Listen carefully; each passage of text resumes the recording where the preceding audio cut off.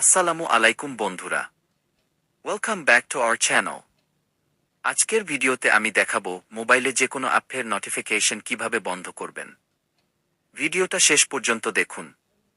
প্রথমে আপনার মোবাইলের সেটিংস-এ ঢুকুন। এরপর নিচে স্ক্রল করে অ্যাপস অথবা অ্যাপ ম্যানেজমেন্ট-এ ক্লিক করুন। এখন যে অ্যাপের নোটিফিকেশন বন্ধ করতে চান, ধরুন ফেসবুক, হোয়াটসঅ্যাপ বা অন্য কোনো অ্যাপ, ওই অ্যাপের নামের উপর ক্লিক করুন। এরপর আপনি দেখবেন নোটিফিকেশনস নামে একটি অপশন, ওখানে ক্লিক করুন। এখন উপরে অলাউ নোটিফিকেশনস নামে একটি বাটন থাকবে, এই বাটনটা অফ করে দিন। ব্যাস, এখন থেকে এই অ্যাপ আর কোনো নোটিফিকেশন পাঠাতে পারবে না।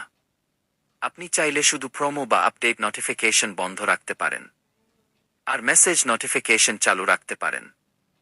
এন্ডিং। ভিডিওটা যদি ভালো লাগে তাহলে একটা লাইক দিন, বন্ধুদের সাথে শেয়ার করুন, আর নতুন নতুন ভিডিও পেতে চ্যানেলটা সাবস্ক্রাইবই করতে ভুলবেন না। ধন্যবাদ সবাইকে।